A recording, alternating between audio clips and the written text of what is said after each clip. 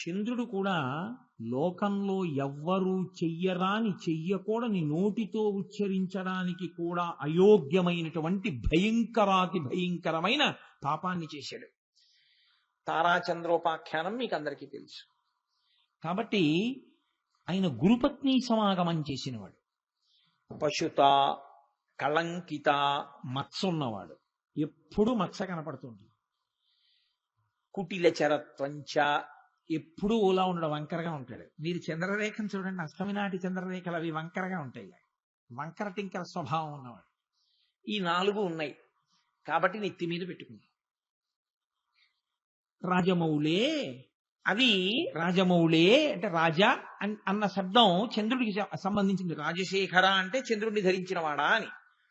అవి నాకు కూడా ఉంటే భవదాభరణస్య, మీకు నేను ఆభరణంగా అవడానికి నాస్మికిం పాత్రం, నాకు పాత్రత ఎందుకు ఉండుండేది కాదు. నాకు కూడా 4 ఉంటే నాకు ఉండుండేది అవకాశం. అయితే చేస్తానంటారా? ఒక్కనాటికి చెయ్యను. మరి ఆ మాట ఎందుకన్నారు అంటే, అవి శివుడి నెత్తి మీద పెట్టుకుంటారన్నా చేయడానికి మీరు ఇష్టపట్టాలి కాదు. అవి చేస్తే శివుడిని పెట్టుకుంటాడో పెట్టుకోడో దేవుడు ఎరుగు. ఒక్కనాటికి చేయను. జడత, అలా నేను ఉండను.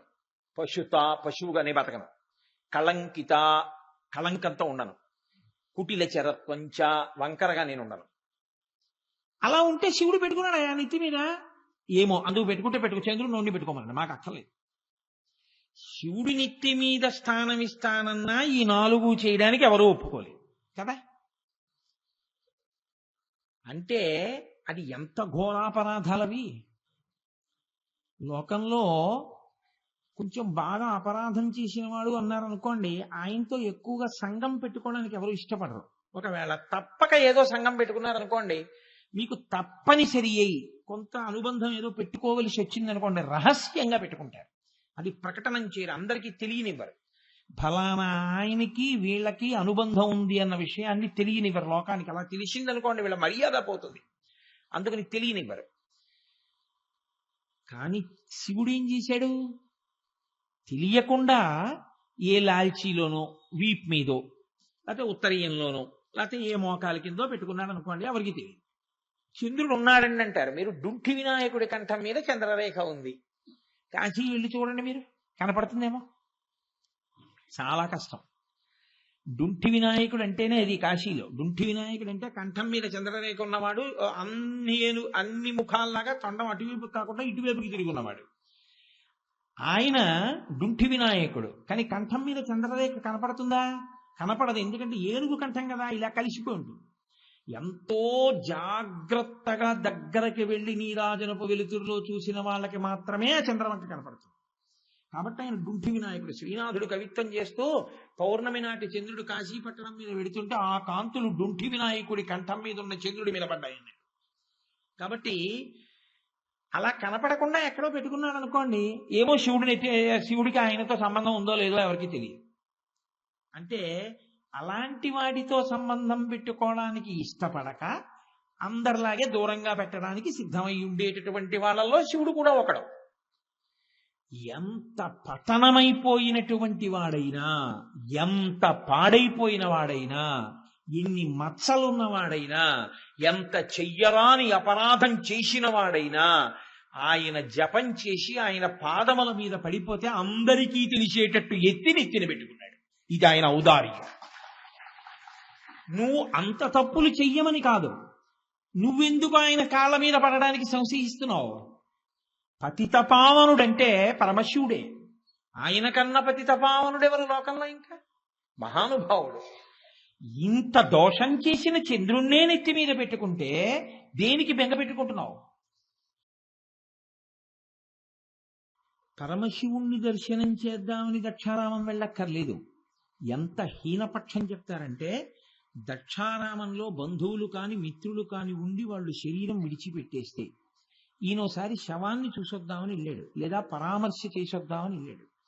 దాన్ని ఖాతాలో వేస్తారు. వీడు దక్షారామంలో అడుగుపెట్టాడు అని. ఆ ప్రదేశం అంత పవిత్రం. దక్షారామం ఏం సామాన్యమైన క్షేత్రం అని మీరు అనుకోకండి. మన ప్రారంధం కొద్దీ ఇవాళ అలా తయారైంది. కానీ నిజంగా దక్షారామం అత్యద్భుతమైనటువంటి క్షేత్రం. ఎంత గొప్ప వర్ణన చేస్తారో దాని గురించి భీమఖండంలో. అక్కడ పరమశివుడు భోగమనుభవించేటటువంటి ఏకైక క్షేత్రం. దక్షారామ క్షేత్రంలో పండితులు చెప్పేటటువంటి, అక్కడ ఉన్న అర్చకులు చెప్పేటటువంటి కథలు విని నేను ముక్కున వేలేసుకున్నాను. అయ్యయ్యయ్యో, శివాలయంలో ఇక్కడ దక్షారామం గురించి ఇక్కడ ఉన్న అర్చకులే ఇలా చెప్తే వచ్చిన భక్తులకి అసలు నిజం ఎలా తెలుస్తుంది అని నేను ఒక అర్చకుడికి చెప్పాను కూడా. తప్పయ్యా, నువ్వు అలా చెప్పకూడదు, నీకు తెలిస్తే తెలిసినట్టు చెప్పు, నీకు తెలియకపోతే తెలియనట్టు చెప్పు, తెలిసి తెలియని మాటలు చెప్పి భక్తుల భక్తి పాడి చేయవద్దని కామరాజు గారి ప్రత్యక్ష సాక్ష్యం నాతో ఆ రోజున వచ్చి. ఇవాళ తెలిసి తెలియని స్థితిలో ఉన్నటువంటి ఉపాలయాల్లో ఉన్న అర్చకులు అంత ఘోరమైన మాటలు చెప్తున్నారు. కాబట్టి దక్షారామం పరమోత్కృష్టమైనటువంటి క్షేత్రం అది. అక్కడ యమధర్మరాజు గారి యొక్క భార్య ధూమ్నోర్న కళాబీ జల్లుతుంది వచ్చే పర్వదినాల్లో. లక్ష్మీదేవి తుడుస్తుంది అక్కడ. వాయుదేవుడి భార్య ముగ్గులు పెడుతుంది. ఒక్క దక్షారామ క్షేత్రంలోని ఏకాదశి తిథి నాడు పరమశివుడు భోగం అనుభవిస్తాడు. పైమేడ మించి రాత్రి అమ్మవారు నిద్రపోయిన తర్వాత కిందకి దిగొచ్చి మాణిక్యాంబా దేవాలయంలోకి ప్రవేశిస్తుంది ఉత్సవమూర్తి. అంటే సానివాడ ప్రవేశము అంటారు దాన్ని. అంటే అంత భోగం అనుభవిస్తాడు శివుడు. అందుకే భోగం కావాలన్నా ఐశ్వర్యం కావాలన్నా దక్షారామం తప్పకుండా వెళ్ళండి అంటారు. అంత గొప్ప క్షేత్రం దక్షారామం. అటువంటి దక్షారామ క్షేత్రం మనకి కాకినాడ పట్టణానికి కూతవేటు దూరంలో ఉండడం, మనం దాన్ని ఎక్కువ మార్లు దర్శనం చేసుకునేటటువంటి భాగ్యం మనకి కలిగి ఉండడం, నిజంగా అది మనకి పరమేశ్వరుడు ఇచ్చినటువంటి గొప్ప అదృష్టం. అయితే నేను మీతో ఒక మాట అన్నాను, ఇవాళ అక్కడ కొంతమంది దాని గురించి పొరపాటుగా చెప్తున్నారు అని. అందరూ అని మీరు అనుకోకండి, కొంతమంది నిబద్ధత కలిగిన మహాపురుషులు ఉన్నారు. ఎందుకంటే నేను వేరొక పర్యాయం అక్కడ ఉపన్యాసాలకు వెళ్ళినప్పుడు చూసా, ఎంతో నిబద్ధత కలిగిన వారు, చక్కగా పూజ చేసేవారు, చక్కగా విషయాన్ని వివరించగలిగిన వారు కూడా ఉన్నారు. కానీ ఏ ఒక్కరు క్షేత్రంలోకి వెళ్ళిన తర్వాత తప్పుగా అక్కడ విషయాల్ని చెప్పినా భక్తులు అవే నిజం అనుకుంటారు.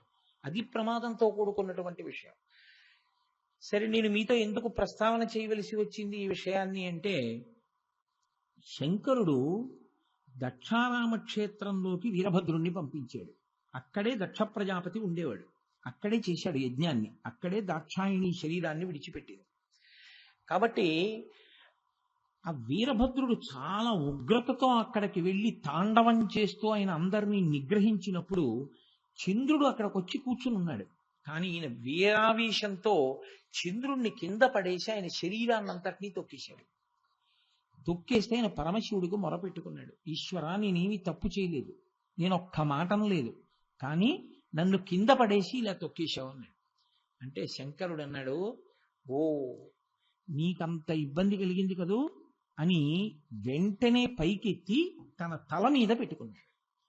ఆనాటి నుంచి చంద్రుడు శంకరుడి యొక్క తల మీద ఉండడం ప్రారంభించాడు. అప్పటి నుంచి ఆయన కిందకి దింపలేదు. ఇంకా మీరు చూడండి, నెత్తి మీద పెట్టుకున్నాడండి అంటారు. నెత్తి మీద పెట్టుకున్నాడండి అన్న మాటకి అర్థం ఏమిటంటే అంత ప్రేమ చూపించేటటువంటి వాడు అని దానికి అర్థం. ఆయన వలన అంత క్రోధంలో చంద్రుణ్ణి అక్కడికి వచ్చినందుకు ఆయన తొక్కాడు. నిజానికి అది కూడా అపరాధమే, అలాంటి యాగానికి రావడం. కాబట్టి తొక్కినందుకు నన్ను తొక్కేశావయ్యా అన్నాడని మళ్ళీ నెత్తి మీద పెట్టుకున్నాడు. అది ఒక కారణం. ఇవి మీరు పక్కన పెడితే అసలు ఆయన చంద్రశేఖరుడు అవడానికి రెండు చాలా గొప్ప కారణాలు ఉన్నాయి. ఇవి చంద్రశేఖరుడు ఎందుకయ్యాడు అన్నది మీరు ముందు తెలుసుకుని దాని వెనక ఉన్న తాత్విక విచారణగా ఈ మిగిలిన రెండు కారణములను అనుసంధానం చేసుకోవాలి. ఎప్పుడైనా చంద్రశేఖర అన్నప్పుడు ఆ చంద్రవంక చూసినప్పుడు మీరు జ్ఞాపకం పెట్టుకోవలసిన విషయాలు అప్పుడు వస్తాయి, మిగిలిన రెండు. అయితే మీరు ఒకటి గుర్తుపెట్టుకోవాలి, ఈ చంద్రరేఖ కేవలం పరమశివుడి కిరీటం మీదే కాదు, అమ్మవారి కిరీటం మీద ఉంటుంది, వినాయకుడి కిరీటం మీద కూడా ఉంటుంది.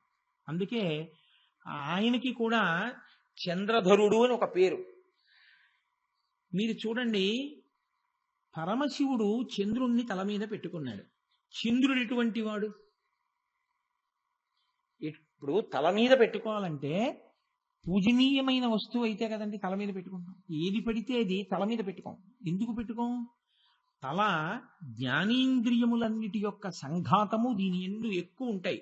కళ్ళనగా, ముక్కనగా, చెవులనగా, నాలుకనగా, సున్నితమైన చర్మభాగమనగా, బుద్ధి ప్రచోదనం చేసేటటువంటి మెదడనగా, ఇవన్నీ తలలోనే ఉంటాయి. కాబట్టి తలకి ఒక గౌరవం ఉంటుంది.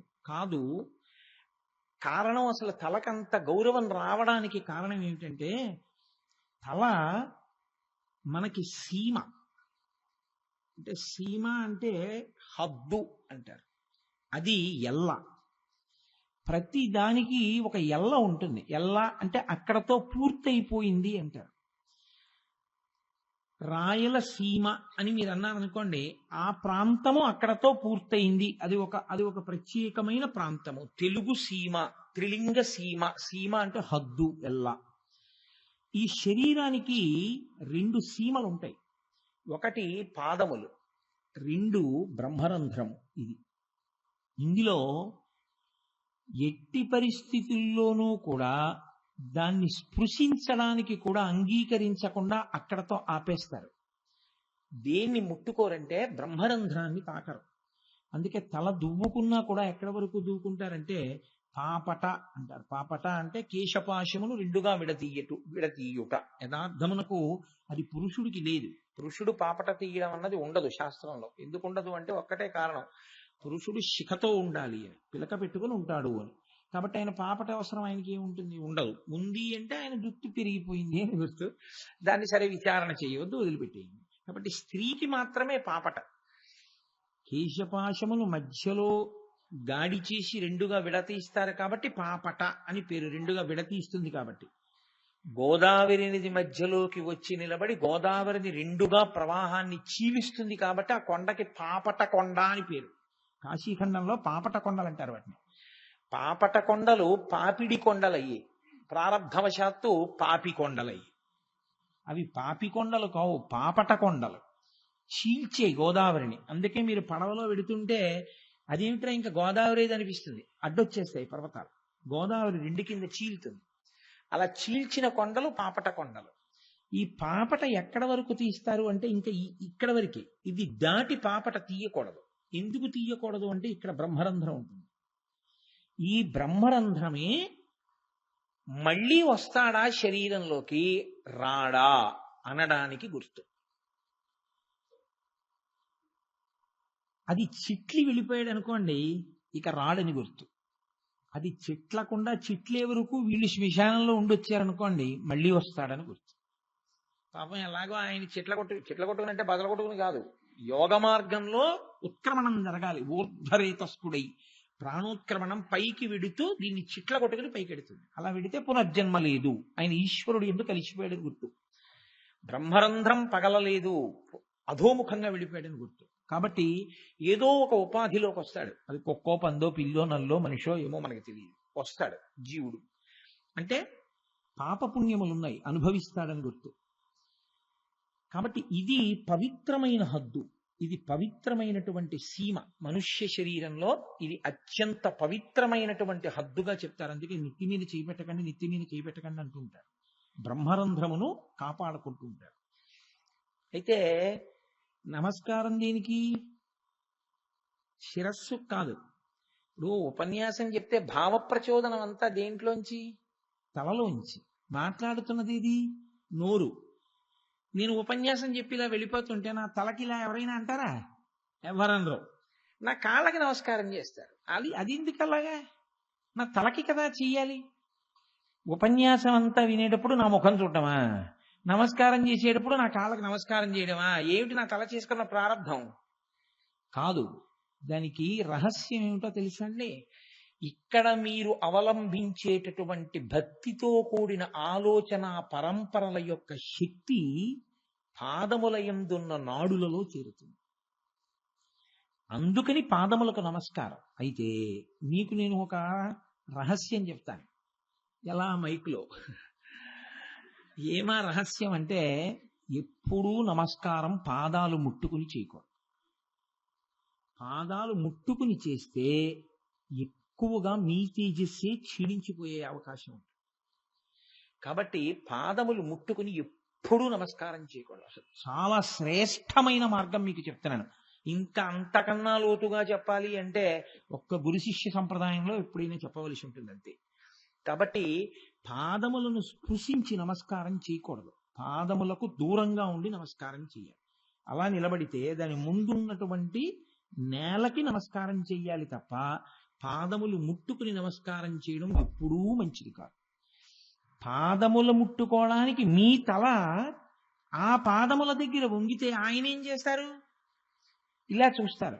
అరేదేదే ఎంత వంగి నమస్కారం చేశాడరా అని ఉత్తినే పుచ్చుకోకూడదుగా.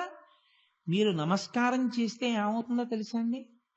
మీ రక్షణ బాధ్యతని ఎవరికి నమస్కారం చేశారో వారి యందు న్యాసము చేసినట్లు లెక్క.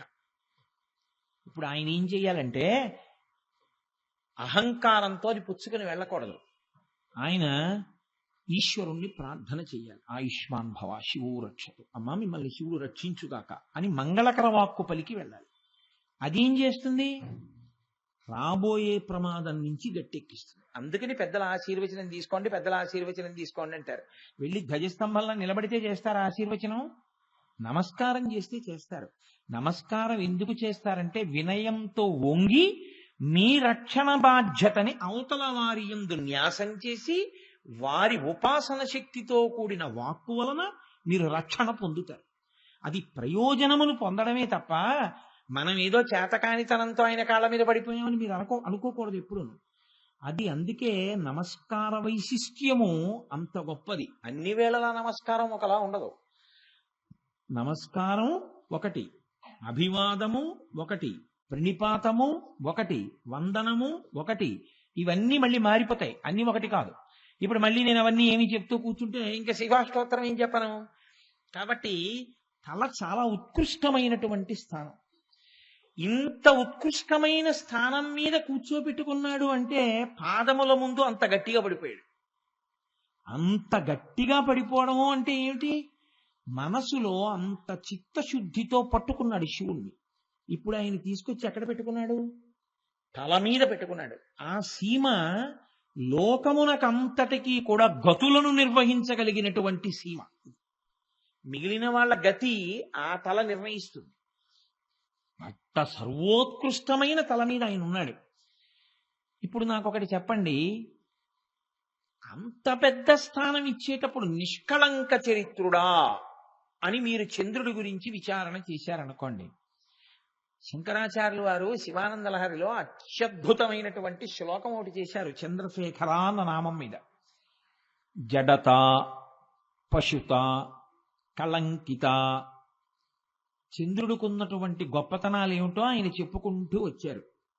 ఒకటి జడుడు, 2 పశువు, 3 కళంకుడు, 4 కుటిల చెరుడు. కుటిల చెరత్వంచ నాస్తి మయి దేవా అస్తి అది రాజమౌళే భవదాభరణస్య కిం నాస్మి కిం పాత్రం అని అడిగారు ఆయన. చాలా చమత్కారమైన శ్లోకం. ఈ శ్లోకం మీరు శ్లోకంలా చదవడం కన్నా మాట్లాడడంలా ఉంటుంది ఆ శ్లోకం. అది శంకరాచార్యుల వారి యొక్క రచనా వైచిత్రి. అన్ని శ్లోకాలు శ్లోకాల్లా ఉండవైనవి. కొన్ని శ్లోకాలు శ్లోకాల్లా చెప్పడం కన్నా నేను మీతో మాట్లాడితే ఎలా ఉంటుందో అలా చెప్తేనే శ్లోకానికి అందం వస్తుంది. ఈ శ్లోకం ఒక శ్లోకంలా చదివేయడం కన్నా అలాగే అందం చూడండి. జడత, పశుత, కళంకిత, కుటిల చరత్వంచ నాస్తి మయి దేవా అస్తి అది రాజమౌళే భవదాభరణస్య నాస్మి కిం పాత్రం. అందులో ఆయన అన్నారు, నువ్వు చంద్రుణ్ణి శిగదండగా పెట్టుకున్నావు. దేనికి పెట్టుకున్నావు? ఆయన జడుడు, పశువు, కళంకితుడు, వంకరగా ఉండేటటువంటి స్వభావం ఉన్నవాడు కాబట్టి తీసి నెత్తి మీద పెట్టుకున్నావు. నాకు అవి లేవు. ఉండుంటే నేను కూడా నీ శిగదండనై నీ నెత్తి మీద కూర్చుని ఉండేవాడిని. అదేమిటండి అలా ఉండేమిటి ఆ శ్లోకం? చంద్రుడికి అవన్నీ ఉన్నాయా? ఉన్నాయి. మీరు ఆలోచించండి. జడత, ఆయన జడుడు. ఎందుచేత నీటి నుంచి పుట్టిన వాటికి జడమని ఒక పేరు. ఎందుకంటే కరిగిపోయే స్వభావం ఉంది చంద్రుడికి. చంద్రుడు కరిగిపోయి అమృతపు చుక్కలుగా పడిపోతూ ఉంటాడు. అలా కరిగిపోయే స్వభావం ఉండి మనసు కరగచ్చు, శరీరమే కరిగిపోతుంటే జడత్వం కాదది. ఇంకా కాబట్టి కరిగిపోయే స్వభావం ఉన్నటువంటి చంద్రుడు జడుడు, నీటిలోంచి పుట్టాడు, పాలసముద్రంలోంచి. నేను అటువంటి వాడిని కాను, నా శరీరం కరిగిపోవడం ఏం లేదు. శరీరము బ్రతికి ఉండగా క్షీణించిపోవచ్చు. అంటే ఇవాళ ఉన్న పటుత్వం ఇంకొక 20 ఏళ్ల తర్వాత ఉండకపోవచ్చు. కానీ వేళ్ళు ముక్కల ముక్కల కింద ఊడి పడిపోతున్నాయి అనుకోండి, అది చాలా భయంకరమైనటువంటి వ్యాధి కదండి, కుష్ఠవ్యాధి అంటారు. అందుకని ఊడి ఊడి పడిపోకూడదు. ఊడి ఊడి పడిపోతే జడమైపోయింది, అంటే స్పర్శ లేకుండా పోతే జడమైపోతూ ఉంటుంది, ముక్కల కింద ఊడి పడిపోతూ ఉంటుంది. కాబట్టి జడత, చంద్రుడు అలా కరిగిపోతూ ఉంటాడు. పశుత, నువ్వు మనిషివా పశువా అంటారు. పశువుకి వావి వరస ఉండవు. అంతకన్నా నేను ఇంక చెప్పక్కర్లేదు ఉపన్యాసంలో. చంద్రుడు కూడా లోకంలో ఎవ్వరూ చెయ్యరాని, చెయ్యకూడని, నోటితో ఉచ్చరించడానికి కూడా అయోగ్యమైనటువంటి భయంకరాతి భయంకరమైన పాపాన్ని చేశాడు. తారాచంద్రోపాఖ్యానం మీకు అందరికీ తెలుసు. కాబట్టి ఆయన గురుపత్ని సమాగమం చేసినవాడు. పశుత, కళంకిత, మత్స ఉన్నవాడు, ఎప్పుడూ మత్స కనపడుతుంది. కుటిల చరత్వంచ, ఎప్పుడూ ఓలా ఉండడం, వంకరగా ఉంటాడు. మీరు చంద్రరేఖను చూడండి, అష్టమి నాటి చంద్రరేఖలు అవి వంకరగా ఉంటాయి, వంకర టింకర స్వభావం ఉన్నవాడు. ఈ 4 ఉన్నాయి కాబట్టి నెత్తి మీద పెట్టుకుంది. రాజమౌళే, అవి రాజమౌళే అంటే రాజా అన్న శబ్దం చంద్రుడికి సంబంధించింది. రాజశేఖర అంటే చంద్రుడిని ధరించిన వాడా అని. అవి నాకు కూడా ఉంటే భవదాభరణస్య, మీకు నేను ఆభరణంగా అవడానికి నాస్మికిం పాత్రం, నాకు పాత్రత ఎందుకు ఉండుండేది కాదు. నాకు కూడా 4 ఉంటే నాకు ఉండుండేది అవకాశం. అయితే చేస్తానంటారా? ఒక్కనాటికి చెయ్యను. మరి ఆ మాట ఎందుకన్నారు అంటే, అవి శివుడి నెత్తి మీద పెట్టుకుంటారన్నా చేయడానికి మీరు ఇష్టపట్టాలి కాదు. అవి చేస్తే శివుడిని పెట్టుకుంటాడో పెట్టుకోడో దేవుడు ఎరుగు. ఒక్కనాటికి చేయను. జడత, అలా నేను ఉండను. పశుత, పశువుగానే బతకను. కళంకిత, కళంకంతో ఉండను. కుటిల చరత్వంచ, వంకరగా నేను ఉండను. అలా ఉంటే శివుడు పెట్టుకున్నాడు ఆ నెత్తి మీద. ఏమో అందుకు పెట్టుకుంటే పెట్టుకో, చంద్రుడు నోడిని పెట్టుకోమన్నాడు, మాకు అక్కర్లేదు. శివుడి నెత్తి మీద స్థానం ఇస్తానన్నా ఈ 4 చేయడానికి ఎవరూ ఒప్పుకోలేదు కదా. అంటే అది ఎంత ఘోరాపరాధాలవి. లోకంలో కొంచెం బాగా అపరాధం చేసిన వాడు అన్నారనుకోండి, ఆయనతో ఎక్కువగా సంఘం పెట్టుకోవడానికి ఎవరు ఇష్టపడరు. ఒకవేళ తప్పక ఏదో సంఘం పెట్టుకున్నారనుకోండి, మీకు తప్పనిసరి అయి కొంత అనుబంధం ఏదో పెట్టుకోవలసి వచ్చిందనుకోండి, రహస్యంగా పెట్టుకుంటారు. అది ప్రకటనం చేయరు, అందరికీ తెలియనివ్వరు. ఫలానా ఆయనకి వీళ్ళకి అనుబంధం ఉంది అన్న విషయాన్ని తెలియనివ్వరు లోకానికి. అలా తెలిసిందనుకోండి వీళ్ళ మర్యాద పోతుంది, అందుకని తెలియనివ్వరు. కానీ శివుడు ఏం చేశాడు? తెలియకుండా ఏ లాల్చీలోనో, వీప్ మీదో, లేకపోతే ఉత్తరీయంలోనో, లేకపోతే ఏ మోకాల కిందో పెట్టుకున్నాడు అనుకోండి, ఎవరికి తెలియదు. చంద్రుడు ఉన్నాడండి అంటారు. మీరు డుంఠి వినాయకుడి కంఠం మీద చంద్రరేఖ ఉంది. కాశీ వెళ్ళి చూడండి, మీరు కనపడుతుందేమో. చాలా కష్టం. డుంఠి వినాయకుడు అంటేనే అది కాశీలో. డుంఠి వినాయకుడు అంటే కంఠం మీద చంద్రరేఖ ఉన్నవాడు, అన్ని ముఖాల్లాగా తొండం అటువైపు కాకుండా ఇటువైపుకి తిరిగి ఉన్నవాడు ఆయన డుంఠి వినాయకుడు. కానీ కంఠం మీద చంద్రరేఖ కనపడుతుందా? కనపడదు. ఎందుకంటే ఏనుగు కంఠం కదా, ఇలా కలిసిపోయి ఉంటుంది. ఎంతో జాగ్రత్తగా దగ్గరకి వెళ్ళి నీరాజనపు వెలుతురులో చూసిన వాళ్ళకి మాత్రమే ఆ చంద్రవంక కనపడుతుంది. కాబట్టి ఆయన డుంఠి వినాయకుడు. శ్రీనాథుడు కవిత్వం చేస్తూ పౌర్ణమి నాటి చంద్రుడు కాశీపట్టణం మీద వెడుతుంటే ఆ కాంతులు డుంఠి వినాయకుడి కంఠం మీద ఉన్న చంద్రుడి మీద పడ్డాయండి. కాబట్టి అలా కనపడకుండా ఎక్కడో పెట్టుకున్నాడు అనుకోండి, ఏమో శివుడికి ఆయనతో సంబంధం ఉందో లేదో ఎవరికి తెలియదు. అంటే అలాంటి వాడితో సంబంధం పెట్టుకోవడానికి ఇష్టపడక అందరిలాగే దూరంగా పెట్టడానికి సిద్ధమై ఉండేటటువంటి వాళ్ళలో శివుడు కూడా ఒకడు. ఎంత పతనమైపోయినటువంటి వాడైనా, ఎంత పాడైపోయిన వాడైనా, ఎన్ని మచ్చలున్నవాడైనా, ఎంత చెయ్యరాని అపరాధం చేసిన వాడైనా, ఆయన జపం చేసి ఆయన పాదముల మీద పడిపోతే అందరికీ తెలిసేటట్టు నెత్తిన పెట్టుకున్నాడు. ఇది ఆయన ఔదార్యం. నువ్వు అంత తప్పులు చెయ్యమని కాదు, నువ్వెందుకు ఆయన కాళ్ళ మీద పడడానికి సంశయిస్తున్నావు? పతితపావనుడంటే పరమశివుడే. ఆయన కన్నా పతితపావనుడెవరు లోకంలో? ఇంకా మహానుభావుడు. ఇంత దోషం చేసిన చంద్రుణ్ణే నెత్తి మీద పెట్టుకుంటే దేనికి బెంగ పెట్టుకుంటున్నావు?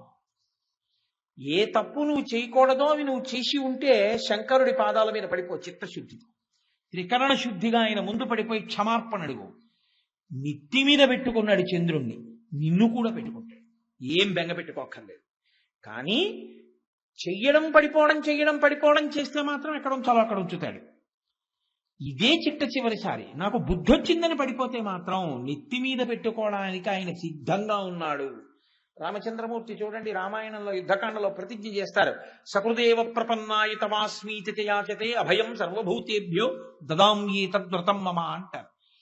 ఎవరైనా సరే నా దగ్గరికి వచ్చి రామా నేను నీవాడను అంటే చాలు, నేను వాడిని రక్షిస్తానంటారు.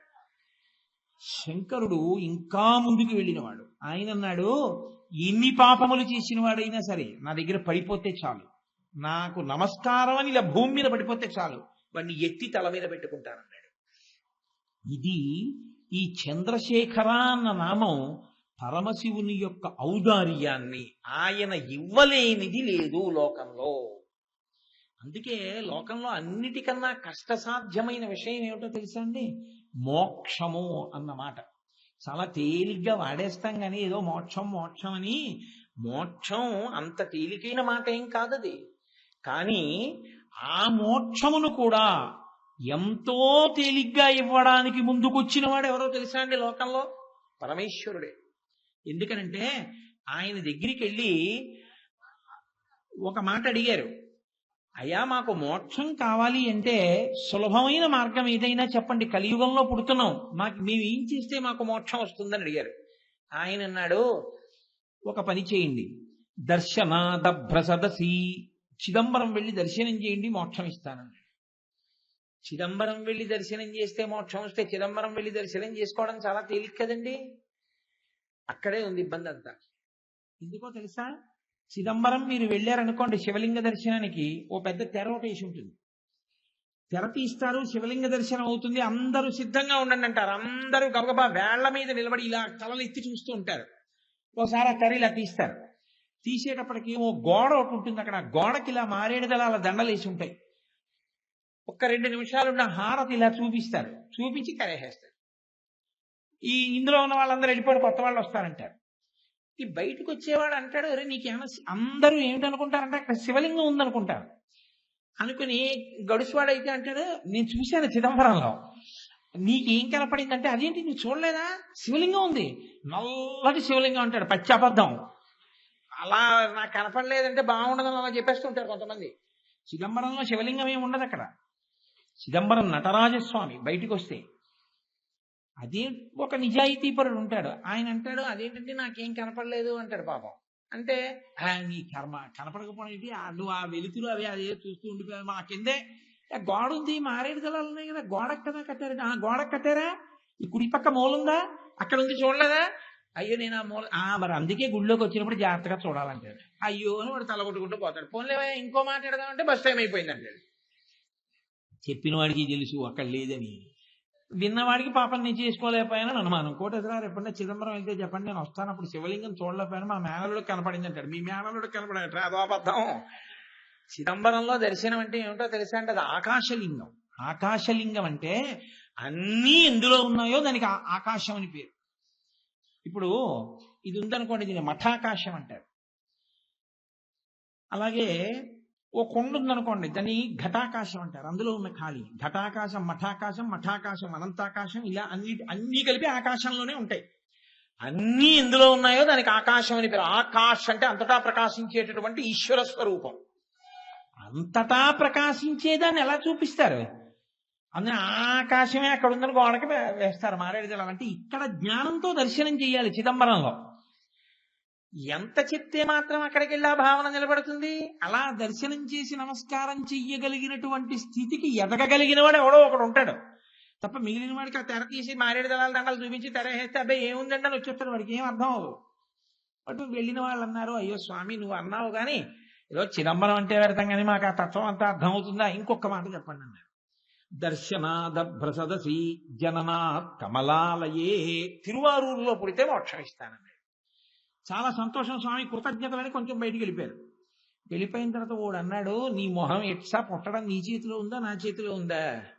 అమ్మ ఎక్కడ ఉంటే అక్కడ పడతావు, విమానంలో ఉంటే విమానంలో పడతావు, రైల్లో ఉంటే రైల్లో పడతావు, బస్సులో ఉంటే బస్సులో పడతావు, కాకినాడలో ఉంటే కాకినాడలో పడతావు, కాశీ విడితే కాశీలో పడతావు. అమ్మప్పటికి కమలాలయంలో ఉండద్దు తిరువారూరులో? ప్రతి గర్భిణీ స్త్రీ తిరువారూరు వెళ్ళి కూర్చుంటుందా పురిటికి? ఎలా కుదురుతుంది స్వామి? మా చేతిలో ఉందా పుట్టడం?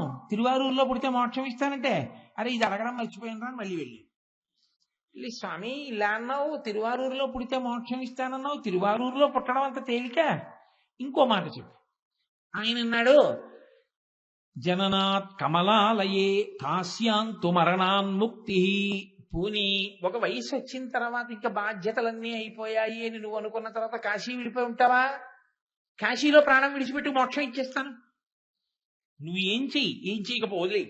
నువ్వు కాశీ వెళ్ళి చచ్చిపోతే, కాశీలో చచ్చిపోతే, కాశీ వెళ్ళి చచ్చిపోతే అంటే నా ఉద్దేశం వెళ్ళి అక్కడ ఏదో రకంగా చచ్చిపోమని కాదు. అలా మళ్ళీ దాన్ని అన్వయాలు చేసేసుకోకండి. కాశీ వెళ్ళి ఉండిపోయి తనంత తాను శరీరం పడిపోయినప్పుడు అప్పుడు కూడా మోక్షం ఇస్తాను. ఇచ్చాడా? అలా ఇచ్చాడు. రామకృష్ణ పరమహంస ధ్యానంలో చూశారు, కొన్ని వేల మందికి, లక్షల మందికి, పురుగులకి, కీటకాలకి, క్రిములకు కూడా ఆయన మోక్షం ఇస్తుండగా ఆయన దర్శనం చేశారు.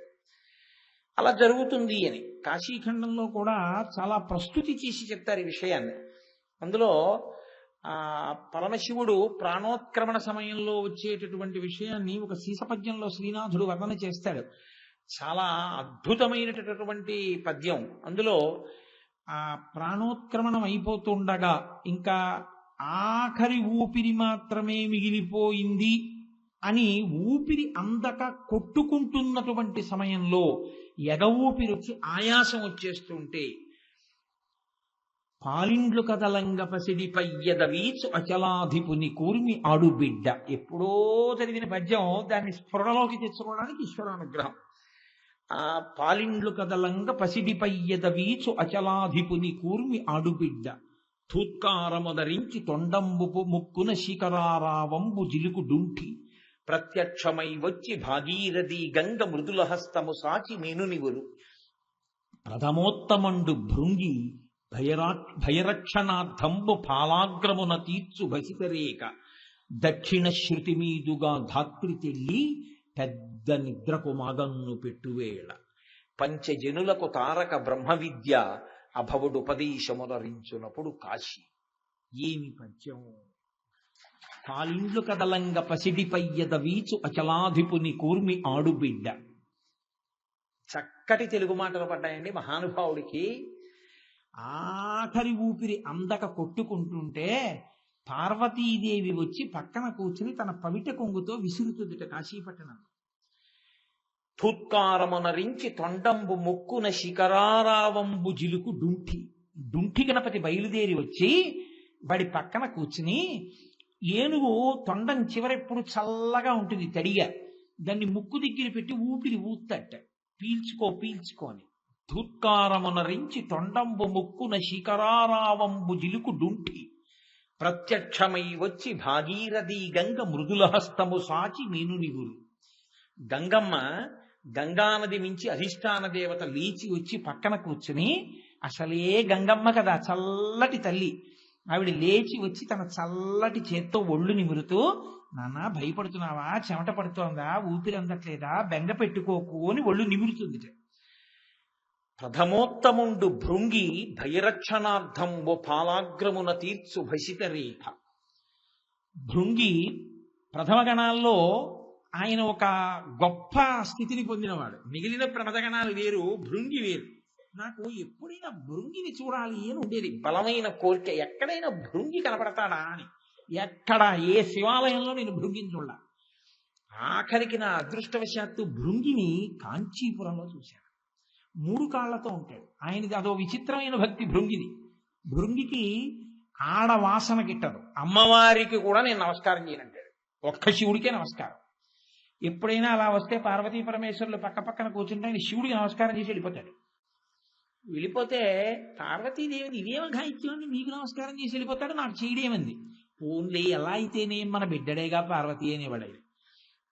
ఆవిడకో రోజు వస్తాడు, ఆయనకి ప్రదక్షిణం చేసేసి ఆయనకి నమస్కారం పెట్టి వెళ్ళిపోతాడేమిటి, ఏం చేస్తాడో చూస్తానని అర్ధనారీశ్వర స్వరూపంతో ఆయనలో సగానికి కలిసిపోయింది. ఇప్పుడు ప్రదక్షిణం చేస్తే ఆవిడికి చెయ్యాలిగా, నమస్కారం చేస్తే ఆయనదో పాదం ఈవిడిదో పాదం, ఏం చేస్తాడో చూద్దాం. ఆయన ఏం చేశాడంటే ఇలా తిరిగి వచ్చాడు.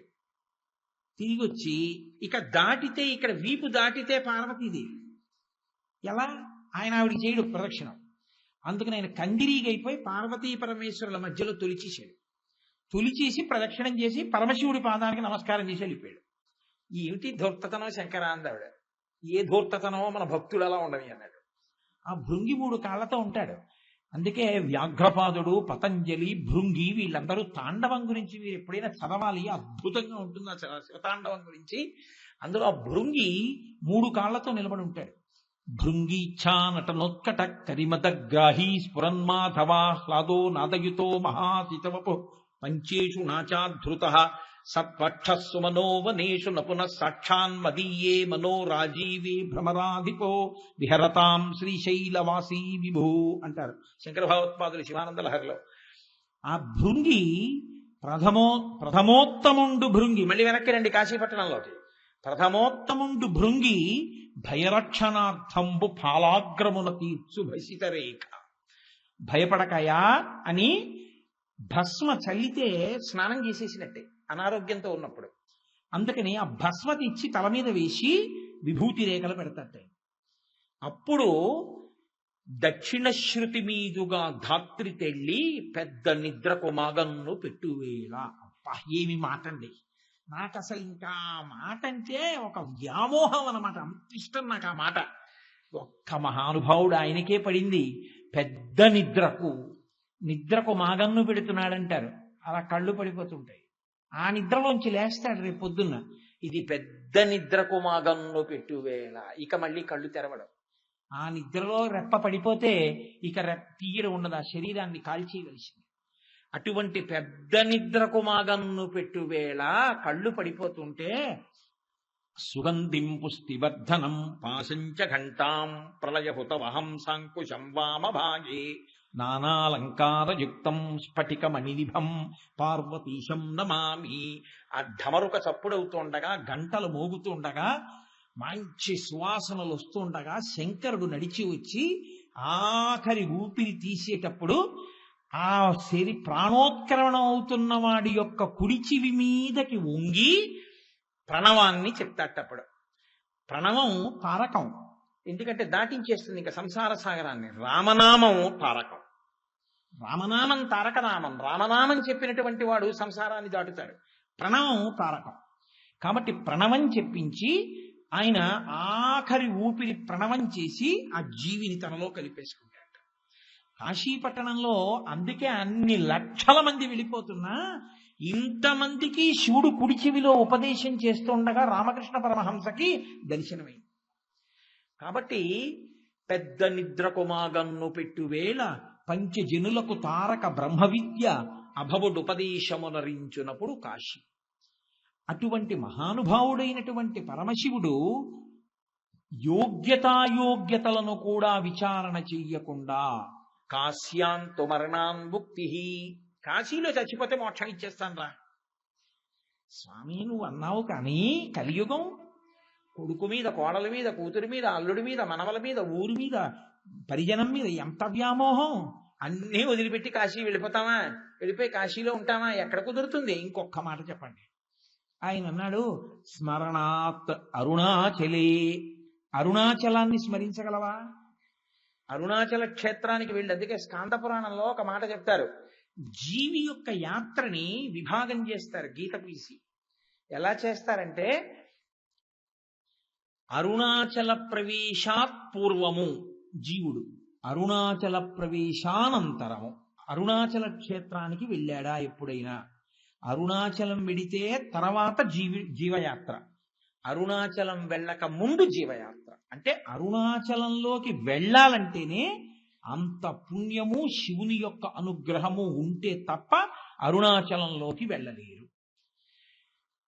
అటువంటి అరుణాచలంలోకి నువ్వు ఒకసారి వెడితే స్మరణాత్ అంత అంతా నువ్వు స్మరణ చేయగలవు. లేదా నువ్వు వెళ్ళకపోయినా అరుణాచల శివ అరుణాచల శివ అరుణాచల శివ అరుణ శివ అనుకోగలవు కదా. ఆ స్మరణ చేస్తే పెద్దల దగ్గర విని తలుచుకున్నా నేను నీకు మోక్షం ఇస్తాను. రోజు ఒకసారి అనుకోగలవా అరుణాచలం అరుణాచలం అరుణాచలం అని? అనుకుంటే మోక్షం ఇస్తాను. ఇది ఆయన యొక్క ఔదార్యం. ఇలా మోక్షం ఇస్తానని ముందుకొచ్చేవాడెవరుంటాడు? ఎంతమంది ఎన్నెన్ని పాపాలు చేసి ఇంకా ఎన్ని కోట్ల జన్మలెత్తవలసినటువంటి జీవులు. ఏమంటే జన్మ ఎత్తితే మీకేమిటండి అంత కష్టం అని అడగచ్చు మీరు. ఏమవుతుంది జన్మ ఎత్తితే? మనిషి కాదు తొండ, మనిషి కాదు బల్లి, మనిషి కాదు పిల్లి, మనిషి కాదు జింక, మనిషి కాదు జిరాఫీ. మీకేమిటి బాధ? మరణము బలవన్మరణము.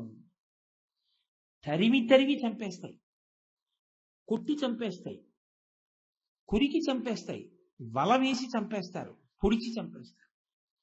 మీరు చూడండి, అరణ్యంలో ఒక జింక ఉంటుంది, అవి అన్నీ కలిపి గుంపుగా పచ్చగడ్డి తింటుంటాయి. ఒక పులి తరిమి తరిమి తరిమి తరిమి ముందు రెండు కాళ్ళు ఎత్తి పంజా పెట్టి కొట్టి ఆక్రమించి నోటితో పట్టుకుని పారిపోతుంది. ఒక్క మనుష్యుడు సాధన చేసి చేసి చేసి చేసి ఈశ్వరుణ్ణి స్మరిస్తూ వెళ్ళగలడు కాదు. అందుకని మనుష్య జన్మ యొక్క ఉత్కృష్టత అది. అందుకని జన్మ దగ్గర భయపడతారు కిందకి వెళ్ళడానికి. అది భక్తి కలిగిన ఉపాధి అనుకోండి, అప్పుడు ఇంకా దాంతో వచ్చిన ఇబ్బంది ఏం లేదు. పరమభక్తి కలిగినటువంటి ఉపాధి అయితే ఒక్కొక్కసారి మనుష్యుడి కన్నా అవే గొప్పవి. కొండలు లేవు, చాలా గొప్పవి ఈశ్వరుని తల మీద పెట్టుకున్నవి. భద్రాచలం లేదు, రామచంద్రమూర్తి అవతార పరిసమాప్తి తర్వాత రామచంద్రమూర్తిని తీసుకొచ్చి కూర్చోబెట్టాడు. వామాంక స్థిత జానకీ పదిల సత్కోదండ దండంకరే చక్రం చోద్భకరేణ బాహుయుగలే శంఖం శరం దక్షిణే బిభ్రాణంజలజాత పత్రనయనం భద్రాద్రి మూర్ధ్ని స్థితం కేయూరాది విభూషితం రఘుపతిం సౌమిత్రి యుక్తం భజే. వెంకటాచల పర్వతం లేదు, వెంకటేశ్వరుణ్ణి తీసుకొచ్చి కూర్చోబెట్టుకుని గోవిందమామముల్ గొంతెత్తి పాడుతూ కొండెక్కు భక్తుల గుంపులొకట తలతీసి ఇత్తుమా ఇలవేలు పంచును తల వెంట్రుకలనిచ్చు ధన్యులొకట స్వామిని దర్శించి సంతోషమాగక పరవశులకు పుణ్య పురుషులొకట భక్తి ప్రసాదంబు కన్నుల కద్దుకని స్వీకరించి పరవశులకు పుణ్య పురుషులొకట ఎచట ఎయ్యది విన్నను స్వామి మాటే సకల హృదయాల ఉండెడి స్వామి ఒకడే స్వామి నటించుచుండు ఈ శైలమందు. ఎక్కడ చూసినా గోవింద గోవింద. ఆ వెంకటాచల పర్వతం అంత గొప్పదవలా? ఒక సాలెపురుగు, ఒక పాము, ఒక ఏనుగు అంత గొప్పవలా? అందుకంటారు శంకర భగవత్పాదులు శివానంద లహరిలో, నరత్వం దేవత్వం నగవన మృగత్వం మశకత పశుత్వం కీటత్వం భవతు విహగత్వాది జననం సదాత్వత్వాదాబ్జ స్మరణ పరమానంద లహరీ విహారాసక్తం చేద్రు దయమిహ కింతేన వపుష. నాకు ఏ శరీరం అయితే ఉందయా? మనుష్య శరీరంలో పుట్టి నేను గుడికి వెళ్ళింది లేదు, మనుష్య శరీరం పుట్టి నేను శివాస్తోత్రం చదివింది లేదు, మనుష్య శరీరం పుట్టి 10 రూపాయలు శివాలయ పునర్నిర్మాణానికి నేను ఇచ్చింది లేదు.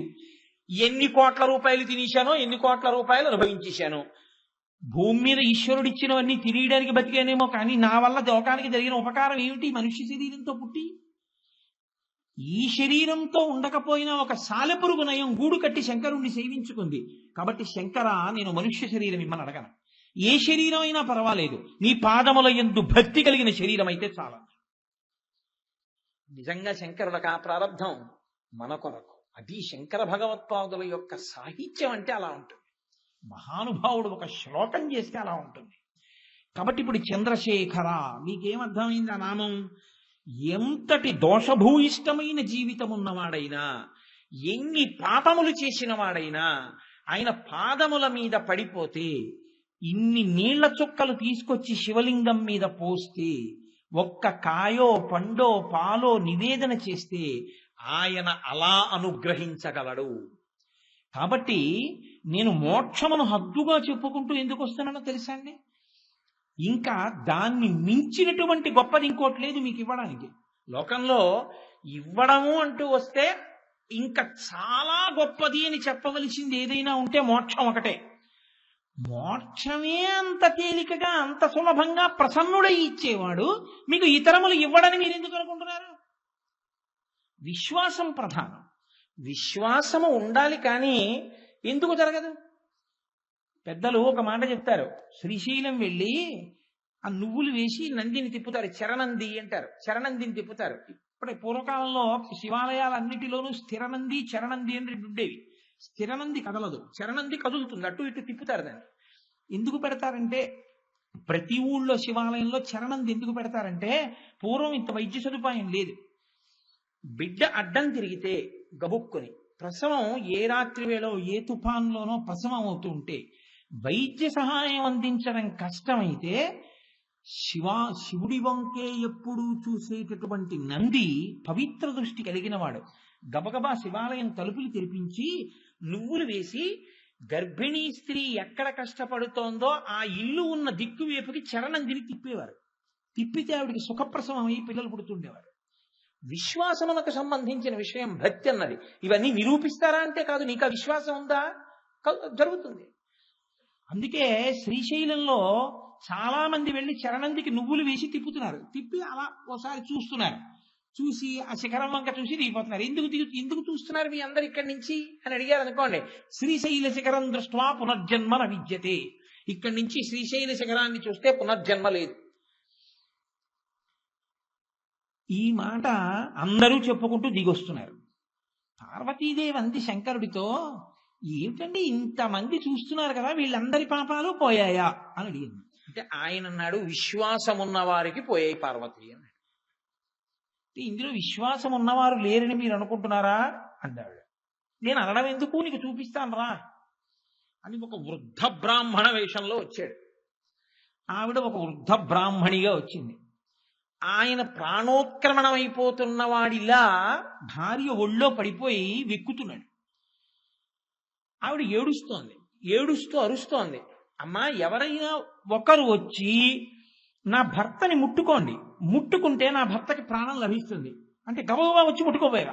ఆగండి, ఎవరు పడితే వాళ్ళు కాదు, పాపము లేని వాళ్ళు ఎవరో వాళ్ళు ముట్టుకోండి, నా భర్త బతుకుతాడు. పాపం ఉండి ముట్టుకుంటే మాత్రం ఇబ్బంది వస్తుంది.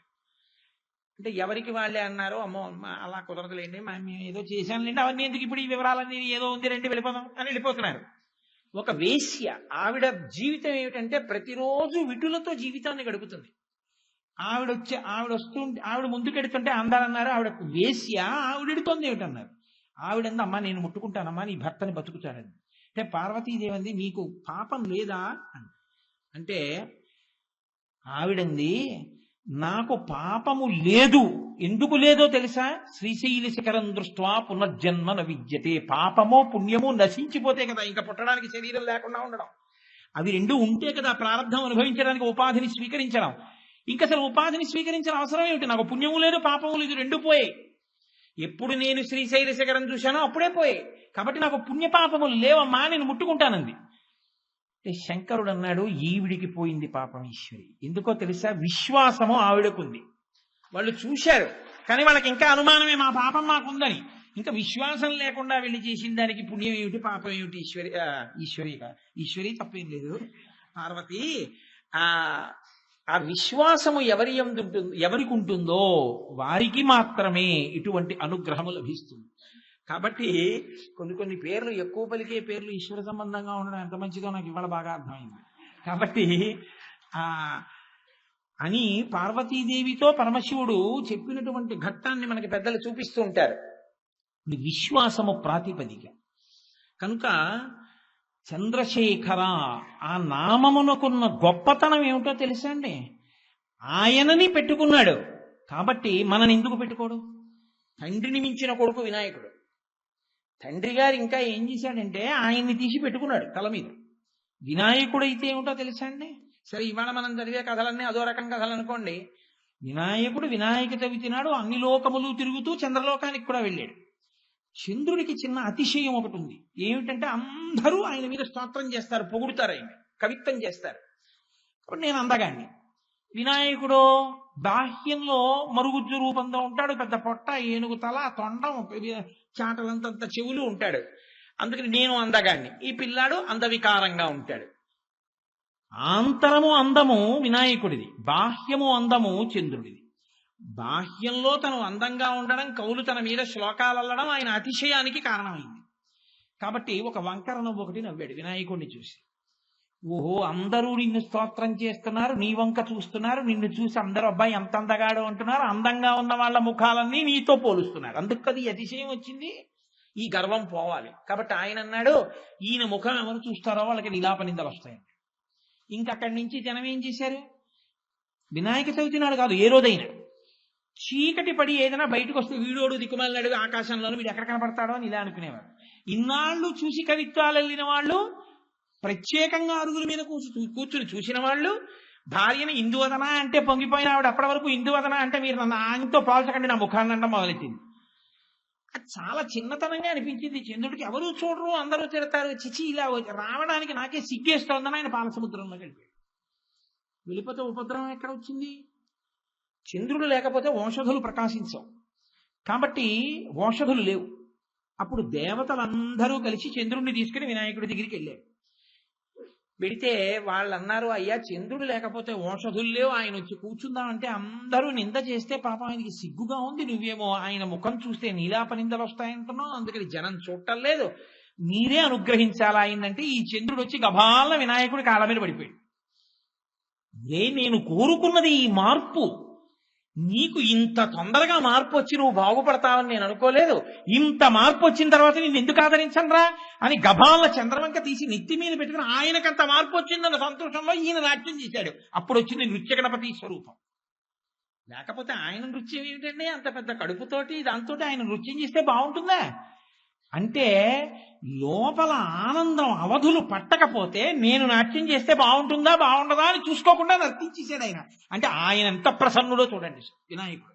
ఆత్మావై పుత్రనామాసి, తండ్రి గారు ఎంత గొప్పవాడో కొడుకు కూడా అంత గొప్పవాడు. అందుకే మూకశంకర్లు అంటారు, హేరంబేచ గుహేచ హర్షభరితం వాత్సల్యం అంకూరయన్ అన్నారు. అమ్మా నీ అదృష్టం అమ్మా అలాంటి కొడుకు. హేరంబీచ, హేరంబుడు అంటే ఎప్పుడు తండ్రి పక్కన ఉండే కొడుకు. కొడుకు ఉండడం ప్రధానం కాదు, తండ్రి పక్కన ఉండడం ప్రధానం. తండ్రి పక్కన కొడుకు లేడనుకోండి, పాపం ఆయనకి అంతే అదృష్టమే ఉంది. వినాయకుడు ఎప్పుడూ నాన్నగారి పక్కన ఉంటాడు. సుబ్రహ్మణ్యుడు మళ్ళీ అలా ఉండడండో, ఆయన అప్పుడప్పుడు అలిగి అక్కడికి ఇక్కడికి వెళ్ళిపోతున్నాడు. దండపాణి అని ఓసారి ఏదో పండుగ లేదని పాపం వచ్చి అక్కడికి వెళ్ళిపోయి స్వామి నలాయి అని అక్కడ కూర్చున్నాడు. అంటే శంకరుడు వెళ్ళాడు, నీకు ప్రణవానికి అర్థం చెప్తానన్నాడు. అయితే చెప్పు అన్నాడు. వినేవాడు కింద కూర్చోవాలి, చెప్పేవాడు పైన కూర్చోవాలి, కింద కూర్చో చెప్తానన్నాడు. అంటే కూర్చున్నాడు. ఆయన కూర్చుంటే చెప్పాడు, చాలా బాగా చెప్పామన్నాడు. తండ్రి కొడుకు చేతిలో ఓడిపోవడం అదో పట్టాభిషేకం. కాబట్టి అంత గొప్ప స్థితి. అసలు ఆ శివ కుటుంబం అటువంటిదండి, అద్భుతం. కాబట్టి పొంగిపోతారు మూకశంకరులు. కాబట్టి వినాయకుడు కూడా తండ్రిలాగే చంద్రరేఖని ధరించి నృత్యం చేశాడు. కాబట్టి చంద్రశేఖర ఈ నామం ఆయన సౌలభ్యాన్ని చెప్తుంది. పట్టుకుంటే నీకు గట్టిగా పట్టుకోవడం అలవాటైతే ఆయన నిన్ను విడిచిపెట్టాడు, నెత్తి మీద పెట్టుకుంటాడు తీసుకుని. అందుకే పూర్వం ప్రతి 10 పేర్లలో ఒక పేరు చంద్రశేఖరతో ఉండేది. చంద్రశేఖర శాస్త్రి, చంద్రశేఖర రెడ్డి, చంద్రశేఖరరావు. చంద్రశేఖర లేకుండా ఉండేది కాదు. ఇప్పుడంటే మనకు అబ్బో తుస్సు బుస్సు కస్సు నస్సు ఏవో పిచ్చి పేర్లు. కాబట్టి చంద్రశేఖర అంత గొప్ప నామం. సరే, అది ఒకటి అలా ఉంచండి. ఏమి చంద్రశేఖర? కాబట్టి చంద్రశేఖర తాత్విక కోణంలో ఆలోచిస్తే అదొక అద్భుత నామం. నేను ఒక కోణాన్ని మీకు చెప్పాను, ఇంకొక కోణం చెప్పాను, నామాన్ని నేను ఇంకా విడిచిపెట్టేస్తాను. రోజు ప్రారంభం దేనితో? చంద్రుడి యొక్క గతిని బట్టి నిర్ణయం చేస్తారు. తిథి నిర్ణయం దాన్ని బట్టి కదండి. శుక్లపక్షం, కృష్ణపక్షంలో తిథులు. మీరు రోజు సంకల్పం చెప్పారనుకోండి, శ్రీ విరోధీ నామ సంవత్సరే దక్షిణాయనే శరదృతు కార్తీక మాసే శుక్లపక్షే అని ఆ రోజు ఏ తిథి ఉందో ఆ రోజు ఆ సూర్యోదయానికి ఉన్న తిథి చెప్తాం. పంచమీ తిథౌ భృగువాసరే శుభ నక్షత్రే శుభయోగే శుభకరణే ఏవం విశేష విశిష్టాయాం శుభనిధౌ శ్రీమాన్ శ్రీమతః ఆత్రేయ సగోత్రస్య కోటేశ్వర శర్మనామధేయస్య ధర్మపత్ని సమేతస్య మమోపాత్త దుర్చక్షయ ద్వారా అంటూ సంకల్పం చేస్తాం. అందుకని చంద్రుని యొక్క కళలని బట్టి శుక్లపక్ష కృష్ణపక్షములలో తిథులు వస్తాయి. తిథులను బట్టి కాలము వెళ్ళిపోతుంది మనకి. అందుకే సంవత్సరం వేయడం అనేటటువంటిది అంకెలలో వేయడంగా వెయ్యరు, 60 చెప్తూ ఉంటారు. సంవత్సరం మీరు చెప్పారనుకోండి, 1973లో పుట్టాడు, 1993, 2006, 2009 అలా ఎందుకు చెప్పరో తెలుసా అండి? మన వాళ్ళు చేతకాక కాదు. ఏమి సంవత్సరాలు 60 ఎందుకు చెప్పడం? 2000 ఏళ్ళు చెప్పకూడదా? 2000 పేర్లు చెప్తే మీరు ఎప్పుడు పుట్టారో తర్వాత ఏదో చెప్పుకోరేంటి? బోల్డన్ని సంవత్సరాలు చెప్పచ్చుగా. 2009, 2010, 2011, 2012 అలా అంకెలు పెట్టేసినట్టే పెట్టకూడదు. 60 ఎందుకు పెట్టాలి? ఋషులు ఏది చేసినా అందులో పరమార్థం ఉంటుంది. 60వ సంవత్సరానికి గండకాలం వస్తుంది. నక్షత్రం గండకాలంలోకి వెళ్ళిపోయి శరీరాన్ని గ్రసించేటటువంటి ప్రయత్నం ప్రారంభమవుతుంది. అందుకని 60 సంవత్సరాలు పెడతారు. మీరు పుట్టిన సంవత్సరాన్ని 60వ ఏట మళ్ళీ మీరు చూస్తారు. నేను విరోధిలో పుట్టాను అనుకోండి, మళ్ళీ విరోధి వచ్చింది అనుకోండి, అంటే నాకు 60 పూర్తయిపోయి అని గుర్తు. 60 పూర్తయిపోయింది అంటే షష్ఠి పూర్తి. 60 పూర్తయిపోయాయి. 60 పూర్తయిపోయాయి అంటే ఆయుర్దాయాన్ని గ్రసించే సమయం వస్తుంది కలియుగంలో. శతమానం భవతి కదండి, 100 ఏళ్ళు. 60 దగ్గర గండం, పెద్ద గండం వస్తుంది శరీరాన్ని గ్రహించడానికి. దీన్ని తొలగించడానికి మార్గం ఏమి? అందుకని మళ్ళీ మంటపాలు వేస్తారు. నక్షత్రాలు వాటన్నిటితోటి మంటపం వేసి కడుపున పుట్టిన బిడ్డలు అడగాలి. అప్పుడు ఇక నేను బతకాలని ఆయన కోరుకోడు. ఎందుకంటే 60 అంటే అప్పటికి మనవాడు వచ్చేస్తాడు. ఎవరు అడగాలి? మా ఇంట్లో శుభలేఖ మా నాన్నగారి పేరు మీదే రావాలి.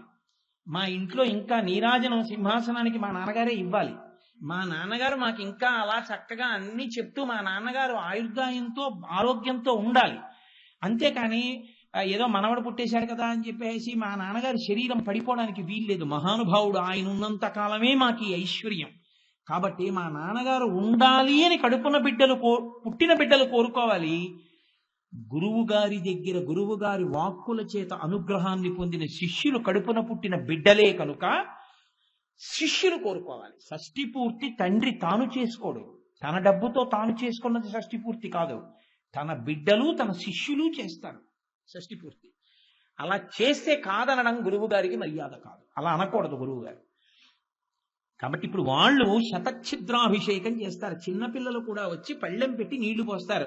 నాన్నగారు మీరు ఇంకా జీవించాలని. మళ్ళీ 75 దాటిపోతుంటే సహస్రచంద్ర దర్శనోత్సవం చేస్తారు.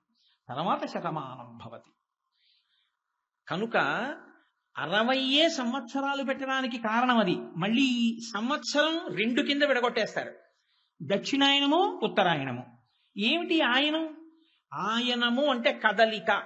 ఆయనము అంటే కదలిక. రామాయణము అంటే రాముని కదలిక. కోటేశ్వరాయనము అని ఉండదు. ఎందుకు ఉండదు? అందరూ ఎలా నడుస్తారో నేను అలాగే నడుస్తాను. ఎలా నడుస్తానో నడవాలంటే ఒకటే, 2 కాళ్ళు ఉండాలి. 2 కాళ్ళు లేవనుకోండి, ఒక కాలే ఉంటే అది కుంటి నడక. ఒక కాలు మీదే ఆధారం మోపుకోగలరు, 2వ కాలు సహకరించలేదు. కాబట్టి కుంటి నడక అంటారు. 2 కాళ్ళు ఉంటే ఒక కాలు మీద బరువు పెట్టి 2వ కాలు ఎత్తి ముందుకేసి మళ్ళీ వెనక కాలు మించి బరువు తీసి పక్కకి తీస్తాడు. అది గమనము, కదలిక. రామాయణము, రాముడు కూడా కదులుతాడు. ఎలా కదులుతాడు? 2 కాళ్ళ మీద కదలడం.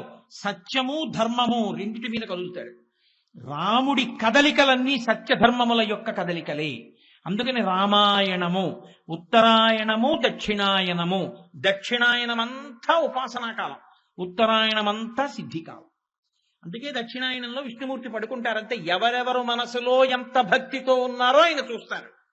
కాబట్టి దక్షిణాయనము, ఉత్తరాయణము 6 నెలలు ఇది, 6 నెలలు అది. ఈ దక్షిణాయనం ప్రారంభం ఎప్పుడు? ఆషాఢమాసం దగ్గర ప్రారంభం అవుతుంది. అక్కడి నుంచి కొన్నాళ్ళు చైత్రమాసం దగ్గరికి వచ్చేటప్పటికి ఉత్తరాయణం ప్రారంభం అవుతుంది. మళ్ళీ అదో గమ్మత్. అలా ఎందుకు విడగొట్టారు? చైత్రమాసంతో మొదలుపెట్టి దక్షిణాయనం ఎందుకు పెట్టలేదు అంటే మళ్ళీ పెద్ద పరిశీలన. ఇప్పుడు దాని జోలి కడితే అయ్య పనే. అందుకని అలా వినండి చాలు. దక్షిణాయనము, ఉత్తరాయణము. ఇప్పుడు ఈ 6 నెలల దక్షిణాయనం, 6 నెలల ఉత్తరాయణం మళ్ళీ దేని మీద ఆధారపడ్డాయి? నెల దేని మీద ఆధారపడింది? 2 పక్షాలు, కృష్ణపక్షం, శుక్లపక్షం. 2 పక్షాలు దేని మీద ఆధారపడ్డాయి? చంద్రుడి యొక్క కళలు తగ్గడం, కళలు పెరగడం. ఇప్పుడు కాలము కదలిక దేని మీదకి వచ్చి నిలబడింది? చంద్రుడి మీద నిలబడింది. ఇప్పుడు ఆ చంద్రుడు పరమశివుడికి ఆభరణం, సిగదండ.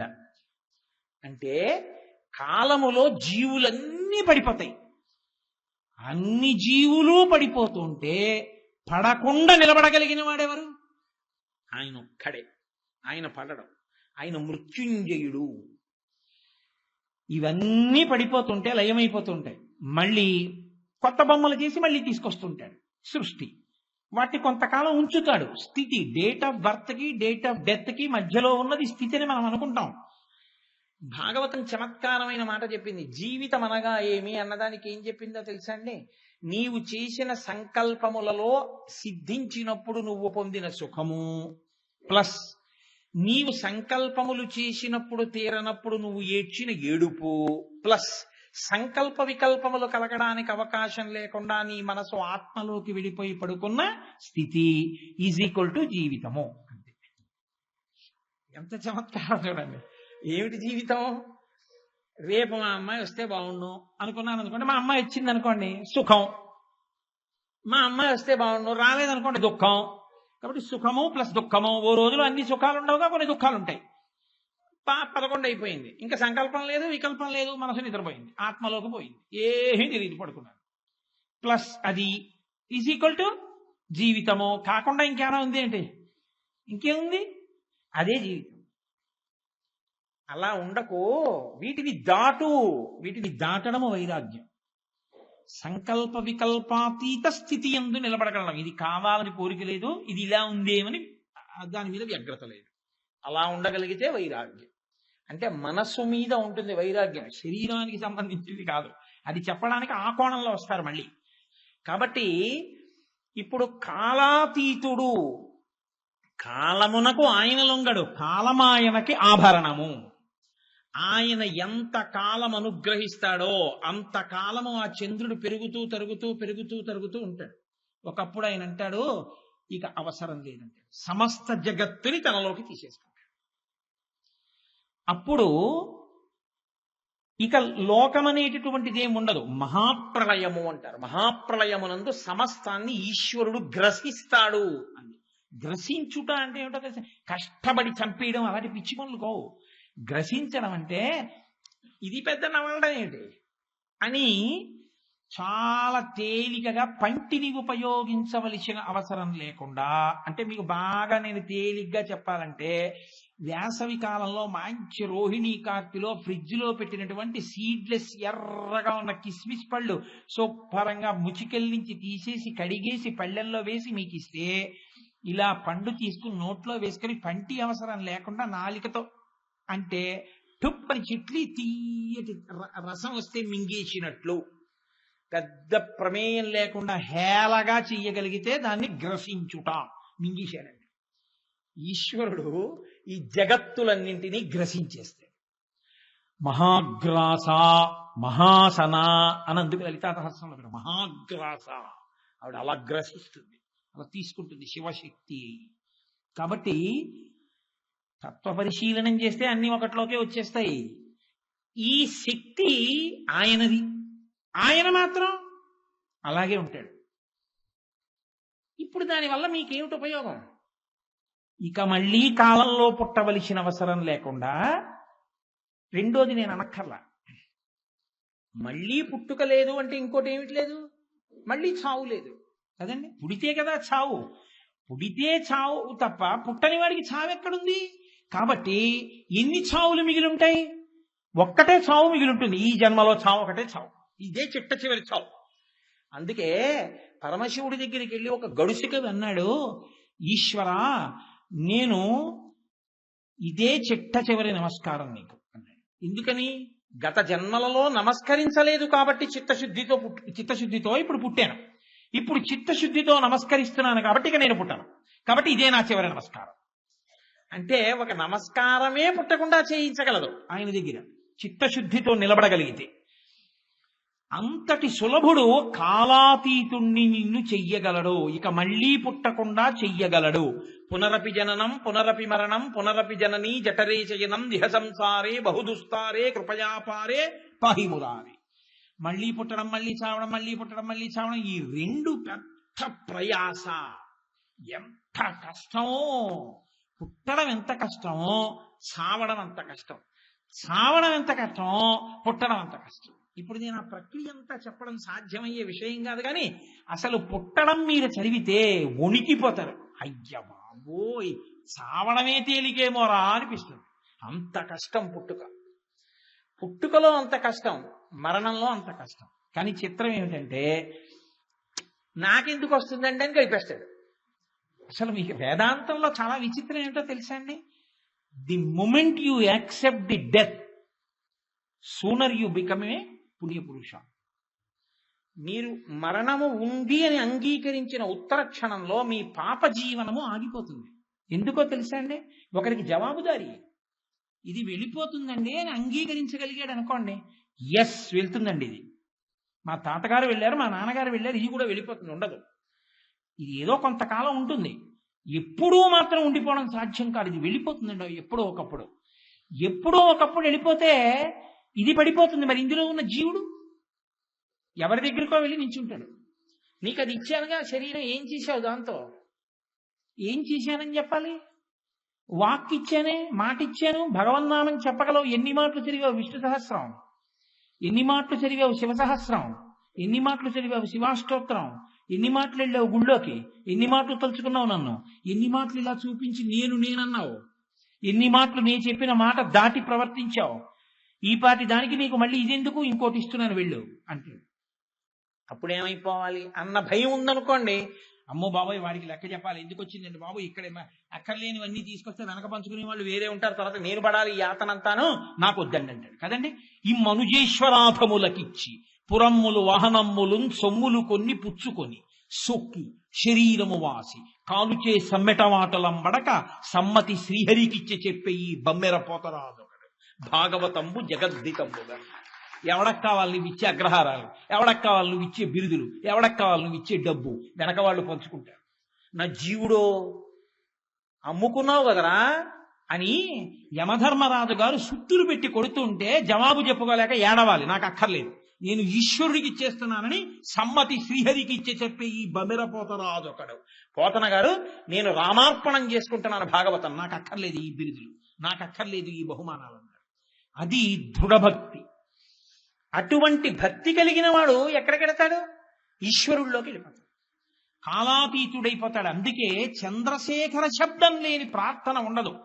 ఏనం పాణౌ శిరసి తరుణోల్లాసమేణాంకకండం పార్శ్వే వామే వపుషు తరుణీ దృక్షుకారుణ్యలీలాం భూతిం పాలే స్మితమపి ముఖే గంగామంభక్కపర్దే బిభ్రత్ప్రేమ్నా భువనమఖిలం శ్రీగిరీశ సపాయాత్ సోమోత్తం చతురపరిషదామేష జీవాతురీశ పాశచ్ఛేత్తాపతయుగజుషాం పుల్లమల్లీనికాశ ధ్యేయో దేవ ప్రకటితవధూరూపవామాత్మభాగ శ్రీశైలాగ్రే కలతి వసతాం విశ్వరక్షాధురీణః అంటారు.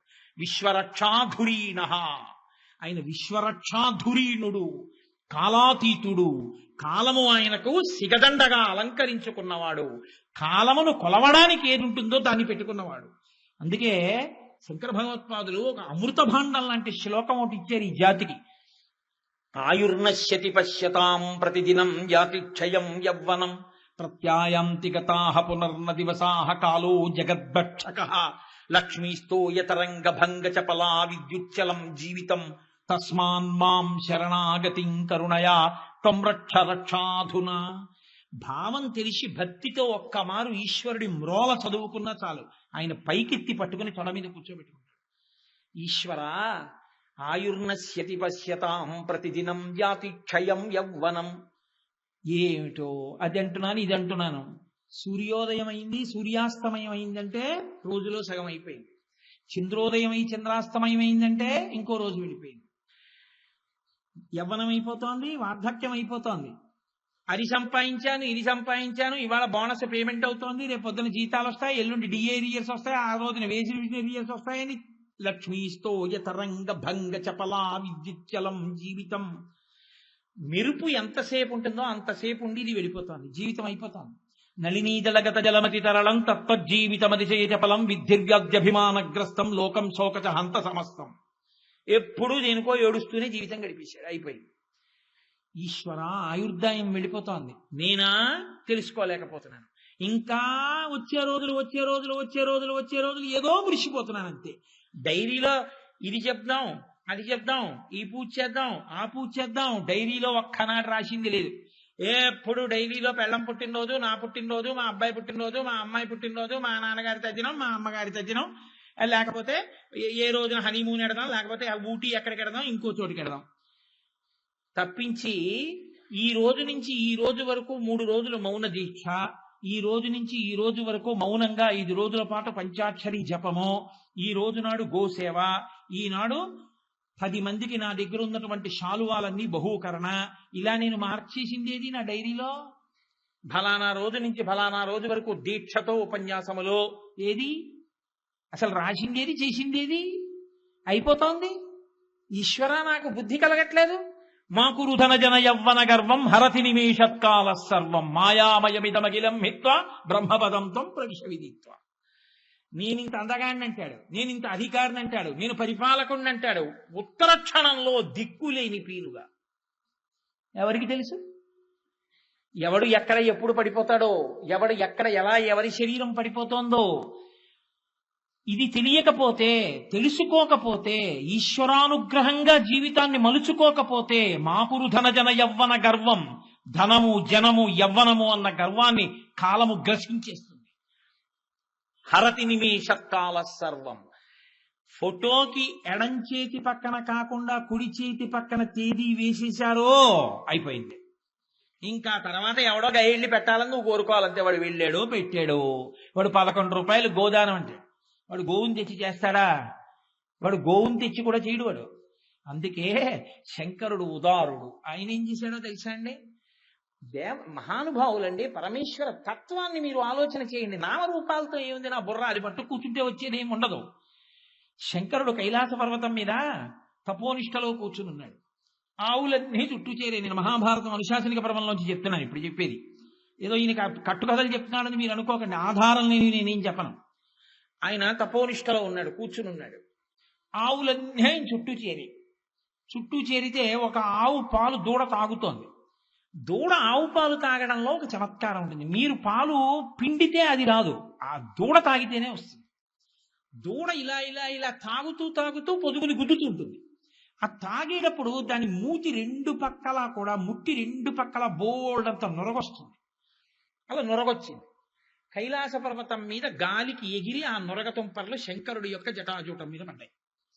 పడితే శంకరుడు కళ్ళు తెరిచి చూశాడు.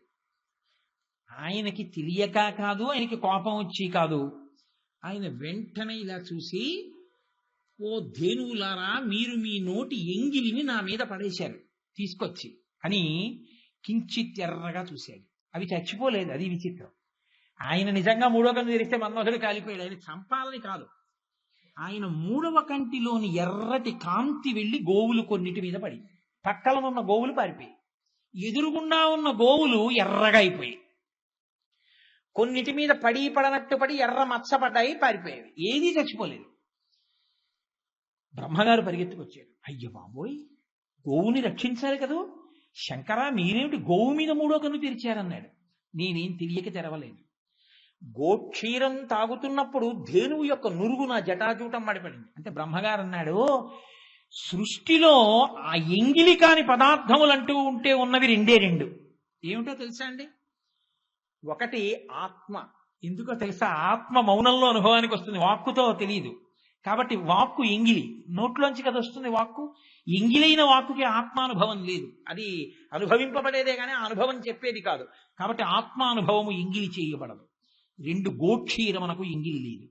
దూడ తాగి విడిచిపెట్టిన పాలని దూడ యొక్క ఉమ్ముతో ఉన్న పితుకులని పితికినప్పుడు ఆ ఉమ్ముతో కలిసి పాలు పడ్డా గోక్షీరం ఎంగిలి కాదు. కాబట్టి శంకరా, మీకు తెలియంది కాదు, ఈశాన సర్వ విద్యానాం ఈశ్వర సర్వభూతానాం బ్రహ్మాధిపతి బ్రహ్మణోధిపతి బ్రహ్మ శివో మే అస్తు సదాశివోం. అటువంటి మీరు గోవుల్ని ఎందుకు ఎర్రగా చేశారన్నారు. ఆయన అన్నారు, గోవు సహజంగా చాలా గొప్పది. అంత గొప్పదైనటువంటి గోవుకి నేను ఇవాళ శివ తేజస్సు కూడా కలిపాను కొత్తగా. అందుకే ధేనువులలో ఏ వేటి మీద నా దృష్టి పడిందో ఆ ఆవులన్నీ కూడా ఎర్రటి రంగులో పుడుతుంటాయి. వాటి జాతి అంతా అవి గోవులలో కపిల గోవులు. ఎర్రటి ఆవుని దానమిచ్చినటువంటి వాడు ఊర్ధ్వలోకాల్లో శాశ్వత నివాసాన్ని పొందుతాడు. కపిల గోవు పాలతో క్షీరాన్ని తీసుకెళ్లి శివలింగానికి అభిషేకం చేసిన వాడు అంత గొప్ప స్థితిని పొందుతాడు. కానీ మీరు ఒకటి గుర్తుపెట్టుకోవాలి, గోదానం చేసే రోజున గోదానం చేసే వరకు ఏమీ తినకూడదు, ఉపవాసంతో చేయాలి. కాబట్టి అంత గొప్పదిగా పరమశివుడు గోవు యొక్క మహాత్యాన్ని వర్ణిస్తాడు. అంత గొప్ప గోవులు కనుక గోష్టంలోకి వెళ్ళి లక్ష్మీదేవి అడిగింది, ఓ గోవులారా, పరమశివుడంతటి వాడు వాటి మూపురం శివలింగంగా ఉంటుంది, మూపురంలో శివుడు ఉంటాడు. శివుడంతటి వాడు మీలో ఉన్నాడు, మిమ్మల్ని కపిల గోవులుగా మార్చాడు. కాబట్టి నేను మీలో ఏదన్నా నాకు అవకాశం ఇవ్వండి, మీ దగ్గర ఉంటానండి. అవన్నా ఎవరికైనా ఇస్తాం, లక్ష్మి నిన్ను మాత్రం మా దగ్గరికి రానివ్వమంది. ఏమి నేనేం తప్పు చేశానంది ఆవిడ.